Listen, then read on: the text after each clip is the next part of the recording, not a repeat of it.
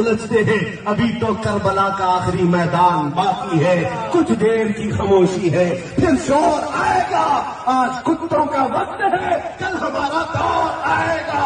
लब्बैक या रसूल अल्लाह। गुजरात के जूनागढ़ में हेट स्पीच देने के आरोप में मौलाना मुफ्ती सलमान अजहरी को हिरासत में ले लिया गया है। मौलाना अजहरी को गुजरात एटीएस ने हिरासत में लिया है। मुफ्ती सलमान अजहरी को मुंबई के घाटकोपर से हिरासत में लिया गया है। वहीं जब पुलिस ने उन्हें हिरासत में लेने पहुंची तो उनके समर्थकों ने जमकर हंगामा किया। वहीं इसके बाद मौलाना की तरफ से अपने समर्थकों समझाया गया। दरअसल हेट स्पीच मामले में मौलाना मुफ्ती सलमान अजहरी पर धारा 153, 505, 188, 114 के तहत मुकदमा दर्ज किया गया है। वहीं इस मामले में हिरासत में लिए गए मौलाना मुफ्ती सलमान अजहरी ने अपने समर्थकों से विरोध न करने का अनुरोध किया और कहा कि न तो मैं अपराधी हूं और न ही किसी अपराध पर मुझे यहां लाया गया है। वे जरूरी जांच कर रहे हैं और मैं भी उनका सहयोग कर रहा हूं और आप भी करिए। अगर मेरे भाग्य में होगा तो मैं गिरफ्तार होने के लिए तैयार हूं, लेकिन आप सब ये जगह खाली कर दीजिए। वहीं मौलाना मुफ्ती सलमान अजहरी के वकील वाहिद शेख ने कहा, मौलाना मुफ्ती सलमान अजहरी के घर पर सुबह सिविल ड्रेस में 35 से 40 पुलिसकर्मी मौजूद आए थे। हमने उनसे उनके आने का मकसद पूछा, लेकिन कुछ भी जानकारी नहीं दी गई। मौलाना मुफ्ती सलमान अजहरी से समन्वय करने के बाद उन्होंने कहा कि गुजरात में 153B के तहत मामला दर्ज किया गया है। मुफ्ती सलमान अजहरी उनके साथ पुलिस स्टेशन आए और सहयोग भी किया, लेकिन अभी तक कोई जवाब नहीं आया है। जम न्यूज इंडिया के प्रतिनिधि पुलिस स्टेशन पहुंचने के बाद पता चला कि मुफ्ती सलमान कोऑपरेट करने को तैयार हैं, लेकिन पुलिस कोई भी जवाब नहीं दे रही है। बताया जाता है कि मुफ्ती सलमान अजहरी को गुजरात पुलिस ने केवल इस वजह से गिरफ्तार कर लिया कि उनकी पढ़ी गई एक शायरी में कुत्ता का शब्द शामिल था। कुछ देर की खामोशी है, फिर शेर आएगा। आज कुत्तों का वक्त है, कल हमारा दौर आएगा। बस इसी शायरी पर बवाल हो गया है।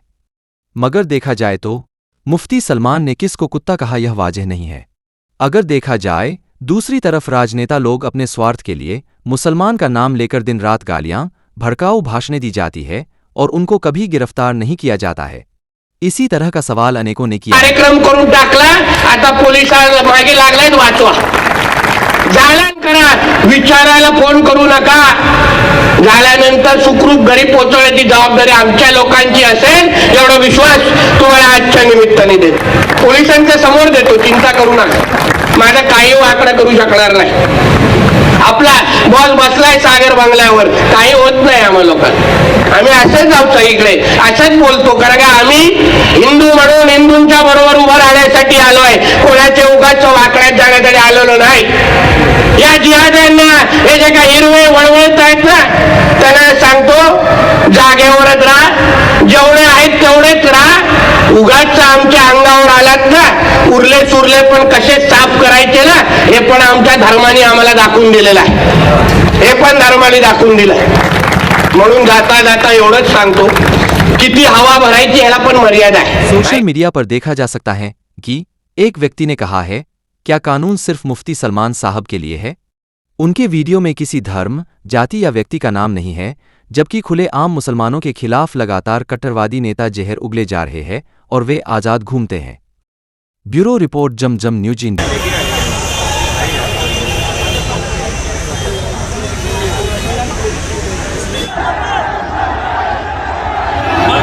पुलिस स्टेशन के वरिष्ठ पुलिस निरीक्षक श्री बलवंत देशमुख जी पूरे तरीके से लॉ एंड ऑर्डर को मेंटेन करने की कोशिशें कर रहे हैं। लोग जो है वो काफ़ी ज़्यादा आक्रोश में आ चुके हैं। आप लोग व्यूअर्स अगर देख रहे हैं इस वीडियो को तो आप लोग शेयर कीजिए और लोगों का आह्वान कीजिए कि यहाँ पर लॉ एंड ऑर्डर मेंटेन रखिए, कोई यहाँ पर आए ना, क्योंकि यहाँ से पुलिस जो है वो लोगों को समझा रही है कि सारा फैसले जो है वो पुलिस और जो कानून कायदा कहता है बिल्कुल उसी तरीके से होगा। ये हक है कि हम आह भी करते हैं तो हो जाते हैं बदनाम, वो कत्ल भी करते हैं तो चर्चा नहीं होता। मुफ्ती सलमान अजहरी साहब क़िबला जमाते अहले सुन्नत के मशहूर इस्लामी स्कॉलर हैं और आज ये नौजवान तबका जो आप देख रहे हैं उनकी मोहब्बत में यहाँ आए हुए हैं। आपने इश्क़ रसूल की जो शमा नौजवानों के दिलों में पैदा की है, ये आज उसकी देर है कि आप ये इतनी भीड़ देख रहे हैं।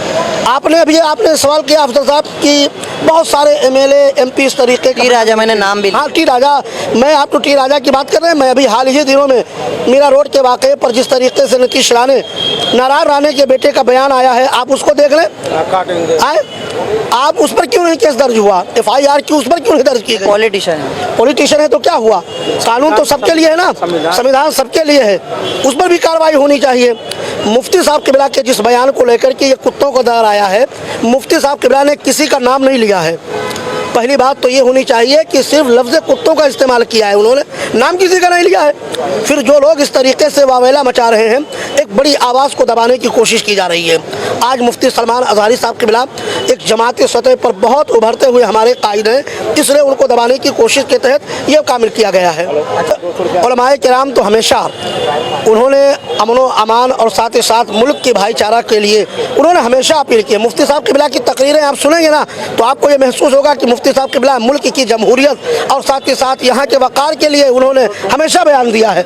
आज भी मैं कहता हूँ कि मुफ्ती साहब किबला ने जिस तरीके से अपने चाहने वालों को और इश्क़े रसूल में मर मिटने नौजवानों से जो पैगाम दिया है कि आप लोग अमन व सुकून बरकरार रखें, हमारे लिए दुआ करें, मुल्क के लिए दुआ करें, इसलिए मैं नौजवानों से आपके चैनल के द्वारा मैं नौजवानों से अपील करूँगा कि हमारे नौजवान इश्तियाल अंगेज़ी का मुजाहरा बिल्कुल ना करें, बिल्कुल अमन व सुकून का माहौल बना के रखें। मुफ्ती साहब किबला इंशाअल्लाह बाइज़्ज़त बरी होंगे और जो लोग इस वहम में हैं कि मुफ्ती साहब किबला को हम गिरफ्तार कर लेंगे, याद रखें कि मुफ्ती साहब किबला एक वो चेहरा है इस वक्त जो अल्हम्दुलिल्लाह अहले सुन्नत वल जमात का चेहरा है।